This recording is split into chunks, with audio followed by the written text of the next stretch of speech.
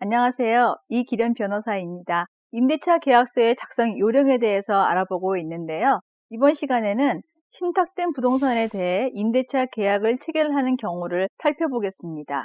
최근 들어 주택 건설 사업과 도시 정비 및 개발 사업 등이 활발해지면서 부동산을 효율적으로 이용하려는 사회적인 수요가 늘어났습니다.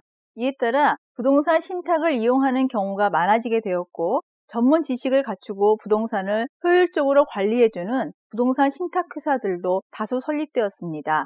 본 과정에서 부동산 신탁에 대한 내용을 모두 검토할 수는 없지만, 부동산 신탁과 임대차 계약을 이해하는 데 필요한 범위에서는 정확한 내용 파악이 요구됩니다. 아시다시피 부동산 신탁업의 주된 업무라고 할 수 있는 것은 개발 신탁, 관리 신탁, 처분 신탁, 담보 신탁 등이 있습니다. 그 외에도 부동산 신탁업자는 분양 관리 신탁, 그리고 부수 업무로서 건축물 분양 관계 법령에 따라 분양 사업자와 체결하는 계약에 의한 대리사무와 부동산의 취득, 처분, 개발, 분양, 관리, 인허가, 임대차 관련 대리사무 및 컨설팅 등을 취급할 수 있습니다. 한편 부동산 투자회사, 자산유동화, 부동산 펀드, 부동산 컨설팅, 매입, 매각, 자금 관리 업무 등도 취급하고 있는데, 그 과정에서 다양한 부속 계약들이 체결되며 그에 따라 필연적으로 신탁회사와 우선수익자, 사업자 사이의 우선 수익권 분쟁, 사회행위를 원인으로 한 신탁계약 취소 분쟁 등 다양한 유형의 분쟁들도 발생하고 있습니다. 자, 앞에서 말씀드린 것처럼 부동산 신탁 업무가 여러 가지가 있지만 여기서는 그중 임대차 관련 업무가 이 과정과 관련된 것입니다. 보고 계신 샘플 계약서는 아파트를 임대하는 계약서인데요. 신탁 재산의 대상은 아파트와 같은 주거용 건물 외에도 다양할 것입니다. 먼저 샘플 계약서의 특약사항을 보시면 임대 목적물인 아파트에 대해서 지역주택조합이 위탁자가 되고, 주식회사 네모네모 부동산 신탁이 수탁자가 되며 주식회사 공공산업이 임대인이라는 것이 나타납니다. 또 이 아파트는 신탁 유형 중 처분 신탁 계약이 체결되어 있다는 것을 알 수 있습니다. 부동산을 신탁하는 이유는 다양하겠지만, 아파트, 주상복합 건물, 오피스텔 및 상가와 같은 대형 건물의 경우 건물을 건축한 주체의 입장에서는 금융 조달 및 채권자들로부터 받을 수 있는 압류, 가압류 등과 같은 권리 행사를 회피하기 위해 토지 및 신축 건물에 대하여 신탁회사와 신탁계약을 체결하는 경우가 많습니다. 따라서 샘플 계약서에서는 건설 및 주택 경기 침체로 인해 신축된 아파트가 미분양되었기 때문에 임대하는 것이 아닌가라고 추측할 수 있는데요. 계약서 제1조 2항에서도 임대차 기간이 종료되더라도 갱신이나 연장을 원칙적으로 허용하지 않는다고 하고 있는 것으로 미루어 적당한 시기에 다시 분양하려는 의도로 볼 수도 있겠습니다. 자, 그럼 샘플 계약서에서와 같이 신탁된 신축 아파트를 임대하는 경우를 예로 들어 설명하는 것이 이해가 쉬울 것 같은데요. 사전 지식으로 신탁이 무엇인지, 신탁 관계를 둘러싼 법률상의 이해관계인들, 그리고 신탁의 소유 관계에 대해서 정확히 알고 있어야 본 과정에서 다루려는 임대차 계약을 제대로 파악할 수 있을 것입니다. 먼저 신탁이란 신탁을 설정하는 자인 위탁자와 신탁을 인수하는 자인 수탁자 간의 신임 관계에 기하여 위탁자가 수탁자에게 특정의 재산을 이전하거나 담보권 설정 또는 그 밖에 처분을 하고, 수탁자로 하여금 일정한 자, 수익자라고 하지요. 이 수익자의 이익 또는 특정한 목적을 위하여 그 재산의 관리, 처분, 운용, 개발, 그 밖에 신탁 목적의 달성을 위하여 필요한 행위를 하게 하는 법률 관계를 의미합니다. 신탁은 사적 자치의 확대 및 보완을 위하여 도입된 제도라는 점에서 민법상의 대리와 유사하지만, 한편 대리와는 달리 재산권의 명의 자체를 수탁자에게 이전하여 수탁자가 신탁 목적에 따라 재산권을 관리 처분하게 되므로 수탁자에 대하여 엄격한 의무와 책임을 지게 함으로써 신탁 재산을 보호하게 되는 것입니다. 그로 인해 수탁자는 신탁의 본질에 따라 선량한 관리자의 주의로서 신탁재산을 관리 또는 처분해야 할 의무인 선관주의 의무를 지게 되고, 또 수탁자에게는 보유재산과 신탁재산을 구분하여 관리해야 할 분별관리 의무가 있어서 수탁자가 파산하는 경우에도 신탁재산은 안전한데요. 이것을 신탁재산의 독립성이라고도 합니다. 아시다시피 2009년 자본시장과 금융투자업에 관한 법률이 시행되면서 부동산 신탁업이 신탁법 외에 자본시장법에 적용을 받게 되었는데요. 부동산 신탁회사는 자본시장 법령에 따라 금융감독기관의 인가를 받아 금융투자업을 영위하는 금융투자업자라고 할 수 있습니다. 이미 말씀드린 것처럼 부동산 신탁 유형은 관리신탁, 담보신탁, 처분신탁, 개발신탁 등으로 분류할 수 있는데요. 신탁의 소유관계와 관련하여 알아둬야 할 내용을 요약하면, 신탁법에 의한 부동산이 수탁자에게 신탁을 원인으로 하여 이전 등기가 되면 그 신탁 부동산은 대외적으로는 물론이고 내부적으로도 신탁회사에게 소유권이 이전된다는 것입니다. 이런 점이 명의신탁과 다른 점인데요. 명의신탁이라는 것은 대외적으로는 소유권 이전 등기가 이전되어 소유권자가 수탁자가 되지만 내부적으로 소유권이 여전히 위탁자에게 유보되어 있는 것으로 이해되고 있습니다. 앞에서 말씀드린 것처럼 신탁 부동산의 소유관계에 비추어 신탁된 아파트 임대차 계약에서 임차인은 수탁자인 신탁회사와 임대차 계약을 하는 것이 원칙적인 모습일 것입니다. 그런데 샘플로 보시는 아파트 임대계약서 특약사항 중 제2항에는 주식회사 네모네모 부동산 신탁은 상기 부동산에 대한 수탁자로서 임대차 계약상 당사자가 아니며 신탁기간 중 신탁계약에 따른 소유권 관리 업무에 대해서만 책임을 진다고 규정되어 있고, 이어서 제3항에는 임대인인 세모세모산업 주식회사는 상기 표시 부동산의 보존 관리 및 운영, 재반 임대차 관련 업무, 여기에는 임차 보증금 반환, 임대료 수납, 하자 담보 책임 등이 포함되는데요. 이에 대한 일체에 대해서 책임을 부담한다라고 약정하고 있습니다. 샘플 계약서는 실제로 실무계에서 사용되고 있는 임대차 계약서인데요. 수탁자인 신탁회사가 소유권을 취득하여 보관한다는 점, 나아가 수탁자가 임대차 계약의 당사자가 아니라는 점 등은 원칙적인 신탁의 대내외 소유권 법리에 비추어 의문을 가질 수도 있을 것입니다. 하지만 신탁계약을 체결하는 당사자들은 실제로 이와 같이 약정하고 있습니다.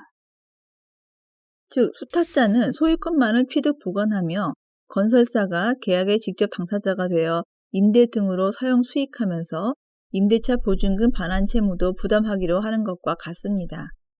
요약하면 신탁 부동산의 임대차 계약 시 수탁자인 신탁회사와 임대차 계약을 체결하는 것이 원칙적이겠지만, 수탁자의 동의서를 받은 경우 세모산업과 같은 건설사도 계약의 직접 당사자로서 임대차 계약을 체결할 수 있다는 것입니다. 샘플 계약서에서도 임대 목적물에 대해 임대인 외에 조합이 위탁자로 되어 있는데요. 내부적으로 위탁자와 임대인 사이에 별도의 계약이 체결되어 있을 것입니다. 실제 신탁 실무에서도 수탁자는 위탁자에게 임대 체결 권한을 부여한다는 동의서를 첨부하여 위탁자가 직접 임차인과 계약을 체결하고 있습니다. 따라서 시행사 혹은 시공사와 같이 직접 건축을 하고 분양계약 또는 임대차 계약을 진행하는 기업의 실무자들은 물론이고, 신탁 업무를 취급하는 부동산 신탁회사의 실무자들은 이와 같은 신탁의 소유권 관계를 정확히 알아둘 필요가 있습니다. 한편 신탁 소유 관계와 임대차 계약 법률 관계에서의 최대 관심사는 임대차 계약이 해지 또는 종료되었을 때 임차인이 임대차 보증금을 온전히 돌려받을 수 있는지일 것입니다. 즉, 임차인이 수탁자인 신탁회사가 아니라 위탁자와 임대차 계약을 체결하고 보증금도 위탁자에게 지급하였는데, 만일의 경우에 위탁자가 부도가 나거나 파산되면 보증금을 반환받을 수 없는 것이 아닌지에 대한 법률적인 위험이 있다는 것이죠. 부동산 시장 전문가들은 특히 우리나라의 경우에 인구 감소와 세대 구성원의 감소, 그리고 부동산 경기 장기 침체 속에서 신축 건물 분양보다는 임대 사업이 더 활성화될 것이라고 예측하기도 합니다.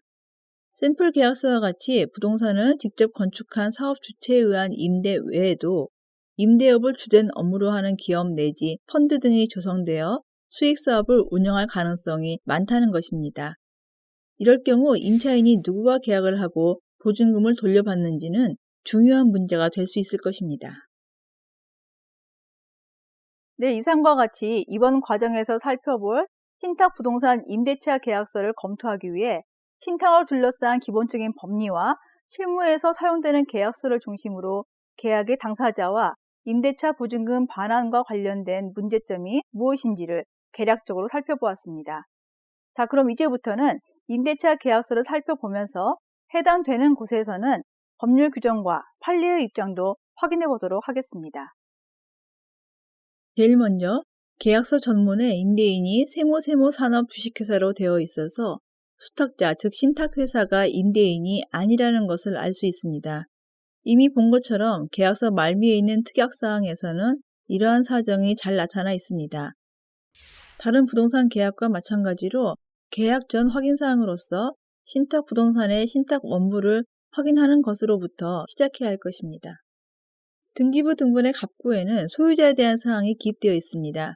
본 과정에서와 같이 신탁된 부동산이라면 갑구에 등기 원인이 신탁으로 되어 있고 소유권자가 네모네모 신탁회사로 되어 있을 것입니다. 그리고 그 밑으로는 신탁 원부 몇 호라고 표기되어 있습니다. 통상 신탁 원부는 건물주와 신탁회사가 체결한 부동산 담보 신탁계약을 담은 문서입니다. 신탁 원부는 대법원 인터넷 등기소에서 발급받을 수 없고 가까운 등기소에서 직접 방문해서 발급받을 수 있습니다.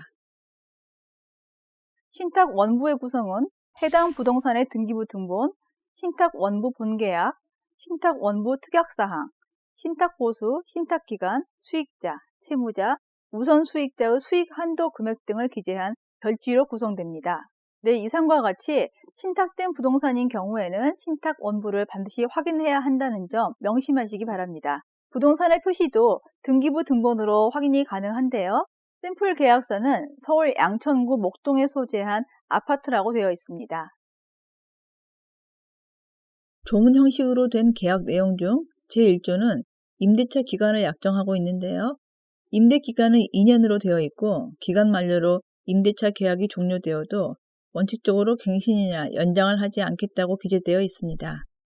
앞에서도 잠시 말씀드린 것처럼 이렇게 계속적 계약 관계에서 계약 갱신을 하지 않는다고 미리 약정하는 것은 통상적인 예는 아닙니다.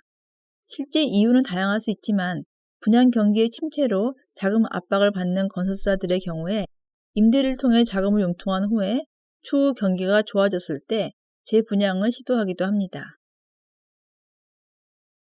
이어서 제2조에서는 임대차 보증금에 대해서 정하고 있는데요. 계약금과 중도금, 잔금으로 약정하기도 하며 계약금은 계약 시, 잔금은 통상 입주하는 날로 하는 것이 보통일 겁니다. 이 계약서에서는 보증금이 2억 5천만 원이고 계약금으로 2천만 원, 중도금으로 1억 원, 잔금이 1억 3천만 원으로 되어 있는 것을 알 수 있습니다. 그 외에 보증금에 대해서는 이자 청구가 안 되고 임차인은 보증금이 있다고 해서 월세와 관리비 등을 안 내면 안 되고 보증금 반환 청구권을 다른 사람에게 양도하거나 질권 등 담보로 제공할 수 없다는 것 등을 차례로 약정하고 있습니다. 이어서 계약 해제 조항이 있는데요. 계약서에서는 임차인 을이 임대인 갑에게 중도금, 만일 중도금이 없을 때에는 잔금을 지불하기 전까지 임대인은 계약금의 2배, 임차인은 계약금을 포기함으로써 계약을 해제할 수 있는 것으로 정하고 있습니다. 이 내용은 계약 일반 원칙으로 중도금을 준 후에는 원칙적으로 임대차 계약을 해제할 수 없다는 의미가 됩니다. 다시 말하면 이때는 계약금을 포기하거나 계약금의 2배를 줄 테니 임대차 계약을 해제하자고 하더라도 안 된다는 것입니다. 이와 관련하여 판례는 계약을 해제하려면 매수인이 이행에 착수할 때까지 해야 하는데 여기서 이행에 착수한다는 것은 객관적으로 외부에서 인식할 수 있는 정도로 채무에 이행 행위가 있어야 한다는 취지이고 중도금을 지급하는 행위가 바로 거기에 해당한다고 본다는 점을 알아두시기 바랍니다. 한편 샘플 계약서의 계약 해제 약정에는 계약금 포기 및 계약금 2배 배상 조항만이 기재되어 있지만 보통 임대인이나 임차인이 임대차 계약에 따른 채무를 이행하지 않는 경우 그 상대방은 적당한 기간을 정하여 이행을 촉구한 후 그 기간이 경과하면 계약을 해지할 수 있다는 것을 기재하거나 일정한 경우 이행의 최고 없이 즉시 해지를 할 수 있는 사유를 약정하고 있습니다. 물론 이로 인해 손해가 발생한 경우 채무를 이행하지 않은 당사자는 상대방에게 손해를 배상하는 것으로 정하고 있습니다. 샘플 계약서에서도 손해배상과 관련하여서는 제7조에서 별도로 약정하고 있지만 계약 해제는 계약 당사자에게 매우 중요한 법률 행위여서 계약을 정해진 시기에 종료하지 못하는 경우 임대인과 임차인 모두에게 경제적인 손실도 초래합니다. 따라서 만약에 있을지도 모르는 분쟁에 대비하여 계약서에 이행의 최고에 관한 규정을 두고 내용 증명 등으로 이행의 최고를 한 증거를 남기거나 손해 액수를 미리 약정해 놓는다면 비교적 계약 내용이 명확해질 것입니다. 이어서 샘플 계약서 제4조에는 계약의 변경에 관해 약정하고 있는데요. 제1항과 제2항은 임대 목적물의 소유권 이전에 관한 내용입니다. 요약하면 목적물의 소유권자가 변경되더라도 임차인은 이의를 제기하지 못한다는 것, 또 변경되더라도 임대차 조건이 그대로 유지되도록 해야 한다는 내용인 것을 알 수 있습니다. 이어서 임차인은 임대인의 사전 승낙 없이 다른 사람에게 전대할 수 없다는 것, 임차 목적물을 주거용으로만 사용해야 한다는 점 등이 약정되어 있는데요. 이 내용도 주택임대차 계약의 기본적인 것입니다. 여기서 임대 목적물의 소유권자가 변경되는 경우 쉽게 말씀드리면 집주인이 바뀌는 경우에 임차인 보호와도 관련된 것입니다. 먼저 신탁 등기 전에 임대차 계약을 체결한 경우인데요. 임차인이 위탁자와 임대차 계약을 체결하고 전입신고 및 인도 등 주택임대차보호법 소정의 대항 요건을 갖춘 뒤 위탁자가 위 임대주택을 신탁회사에 수탁하고 신탁 등기를 마친 경우입니다. 이 경우에는 신탁 원부에 해당되는 신탁계약서에도 통상 관리권 이전이라는 조항이 기재되는 것이 일반적인데요. 정리하면 주택임대차보호법 제3조 제2항에 의해 수탁자가 임대인의 지위를 승계한 것으로 보게 됩니다. 이것과 관련한 판례를 보시면 이해가 빠를 텐데요.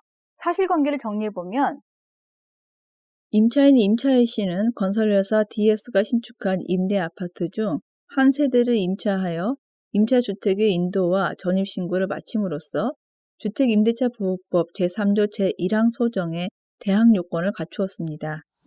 그런데 건설회사 DS는 그 뒤 담보 목적으로 대한주택보증주식회사의 전신인 주택사업공제조합에게 이 아파트를 신탁법에 따라 신탁하여 신탁을 원인으로 한 소유권 이전 등기를 마쳤습니다. 그 후 DS는 재정이 악화되었고 임차회 씨와의 임대 기간이 만료되었을 때 보증금을 반환할 능력이 없을 것으로 보이자 임차인 임차회 씨는 대한주택보증에게 임차 보증금 반환 청구를 한 것입니다. 판례에 의하면 주택임대차보호법 제3조 제2항은 임차주택의 양수인은 임대인의 지위를 승계한 것으로 본다라고 규정하는 바, 이 규정에 의하여 임대인의 지위를 승계한 것으로 보게 되는 임차주택의 양수인이 되려면 주택을 임대할 권리나 이를 수반하는 권리를 종국적, 확정적으로 이전받게 되는 경우라야 할 것이고, 신탁법상의 신탁은 위탁자가 수탁자에게 특정의 재산권을 이전하거나 기타의 처분을 하여 수탁자로 하여금 신탁 목적을 위하여 그 재산권을 관리 처분하게 하는 것이므로 부동산의 신탁에 있어서 수탁자 앞으로 소유권 이전 등기를 마치게 되면 대내외적으로 소유권이 수탁자에게 완전히 이전되고 위탁자와의 내부 관계에 있어서 소유권이 위탁자에게 유보되어 있는 것은 아니라 할 것이다.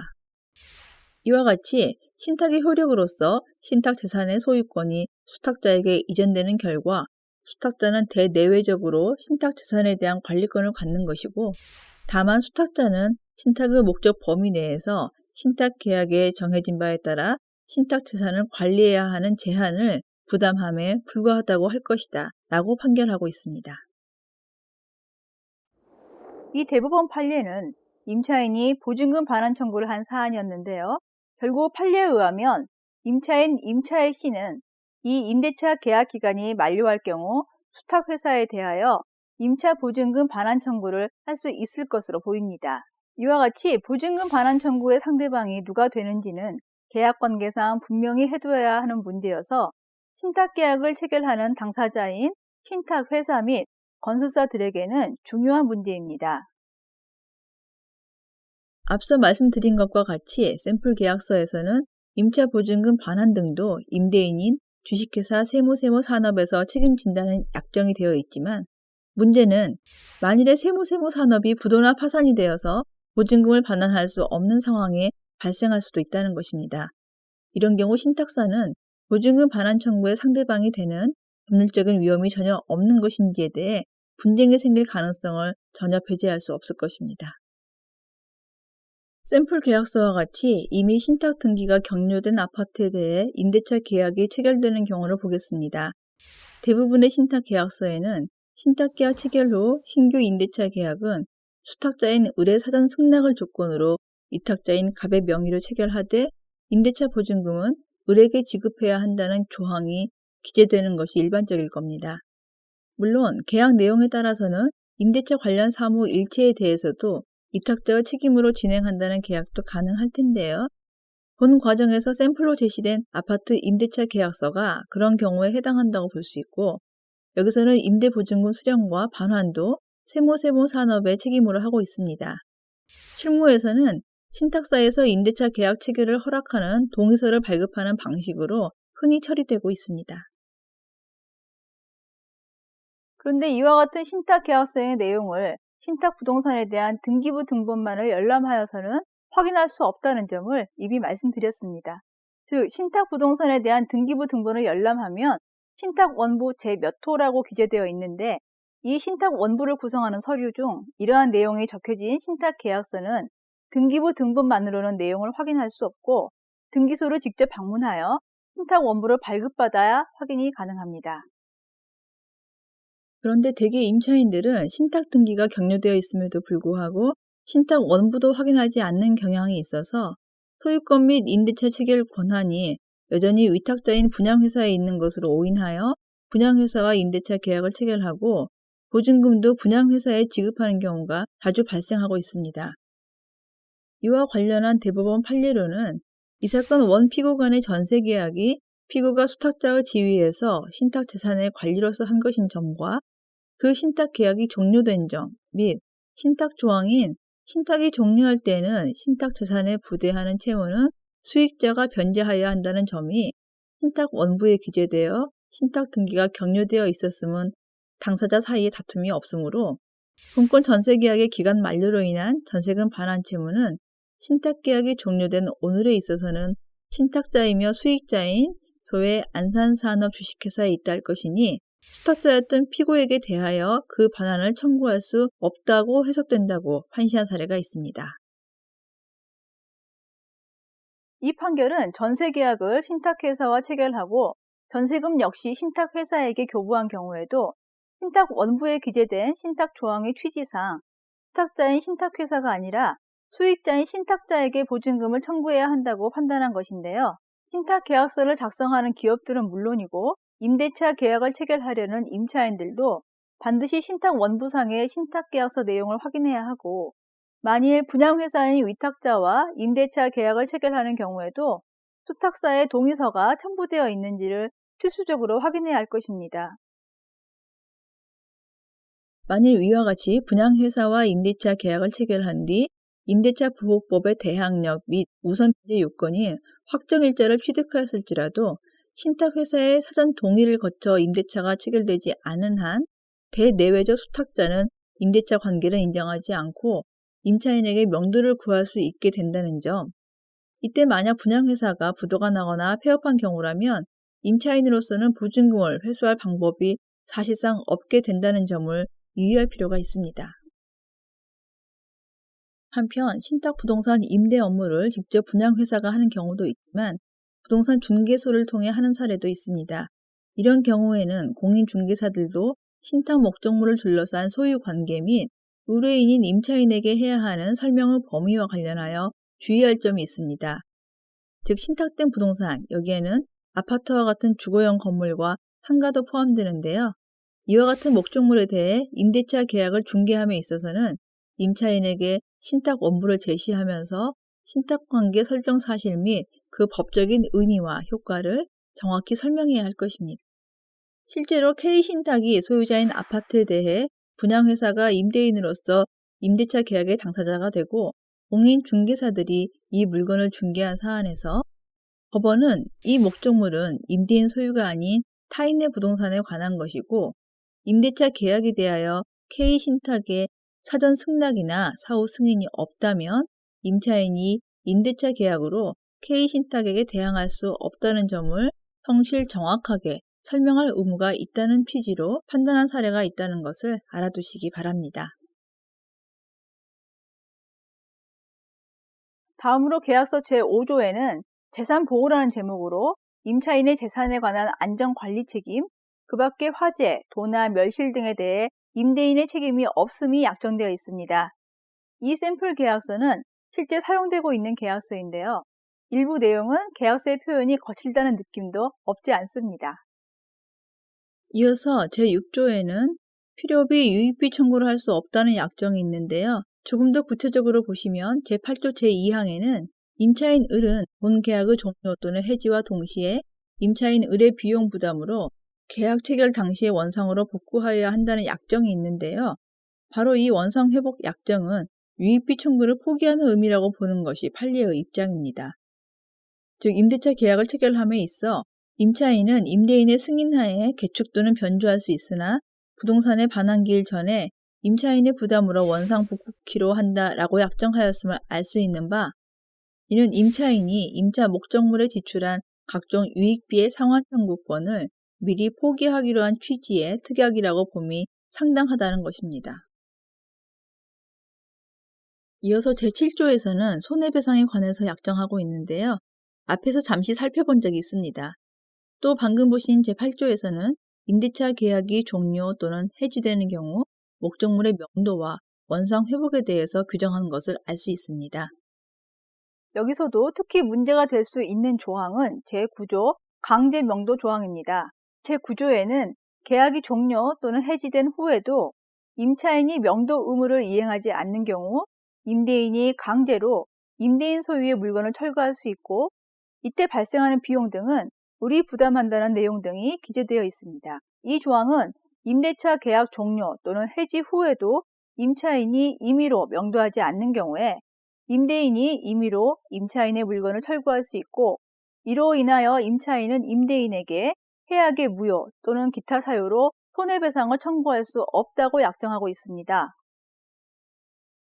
최근 중대형 빌딩 및 대규모의 아파트 임대차 계약서에서 종종 사용되고 있는 이와 같은 강제 명도 조항에 대해서는 이미 공정거래위원회에서 약관 심사 형식을 통해 몇 차례 판단한 사례가 있습니다. 이런 사례들에서 공정거래위원회는 임대차 계약에 있어서 임차인의 의무 위반으로 계약이 해지되는 경우 임차인은 건물의 명도 의무가 있으며, 그러나 사법상의 권리 실현에 있어서 권리자의 자력 구제는 원칙적으로 금지되고 민사소송법상의 절차에 의하여 규율되는 것이 원칙인 점을 밝혔습니다. 따라서 임차인이 건물의 명도를 이행하지 않은 경우 민사소송법 등 관련 법률상의 절차에 의해서 그 권리를 행사해야 하는데, 이러한 약관 조항은 임대인이 정한 기한 내에 임차인이 임차 목적물의 명도를 이행하지 않은 경우 임대인이 임의로 점포의 폐쇄, 물품 반출, 시설 철거 등으로 강제 명도할 수 있도록 하면서 이에 대하여 임차인에게 이의 제기를 할 수 없도록 정하고 있으므로, 동 조항은 법률의 규정에 의하여 고객의 권리를 상당한 이유 없이 배제 또는 제한하는 조항으로 약관법 제11조 제1호에 해당되어 무효라고 판단하고 있습니다. 물론 기업의 입장도 이해할 수 없는 것은 아닙니다. 부동산 임대업을 본업으로 하든 혹은 일시적으로 하든 간에 임대료 손실을 무작정 방치해둘 수만은 없다는 점, 법원을 통한 명도 소송으로 해결하는 데는 기본적인 소요 시간이 길다는 점, 일부이지만 이런 맹점을 이용하는 임차인들도 없지 않다는 점이 그것입니다. 그렇지만 법률 규정을 부정하지 않는 이상 법에서 정한 정당한 권리 실현 방법을 준수해야 할 것이고, 만약 법을 악용하는 일부 임차인들의 경우에는 그로 인한 경제적인 손해를 확실하게 배상시키는 방법을 마련하는 것이 타당할 것입니다. 당장 편하고 간단하게 해결될 수 있다는 이유로 강제 명도 조항과 같은 약관을 사용하다가 감독 당국으로부터 무효로 판단되는 경우에는 회사에도 역시 유무형의 손해가 발생한다는 사실을 명심할 필요가 있습니다. 네, 이상과 같이 신탁된 부동산을 임대차하는 계약에 대해서 알아보셨습니다. 기업의 실무자들은 기본적으로 신탁의 소유권 관계 법리를 알아두실 필요가 있습니다. 현실에서는 이러한 원칙적인 신탁의 소유권 법리를 일부 변형하기도 하지만 일반적인 법 원칙에서 지나치게 벗어나는 때에는 반드시 분쟁이 생기기 마련입니다. 향후 거주용 아파트는 물론이고 기타 상업용 상가 건물 및 오피스 빌딩을 목적물로 하여 신탁 부동산에 대한 임대차 계약이 지금보다도 더 빈번히 이용될 가능성이 많습니다. 더 전문화되고 규모가 큰 형태의 임대사업자가 등장하여 더욱 체계적인 사업 전개가 예상되기 때문에 이에 대한 철저한 대비가 필요하다고 하겠습니다.